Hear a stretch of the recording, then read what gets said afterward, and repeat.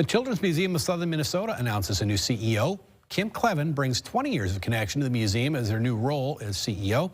Kleven was involved in the museum's creation, helping lay the groundwork for it. She's been a volunteer, curriculum writer, program developer, board member, and board chair, helping to guide the organization, which included the opening of its permanent location back in 2015.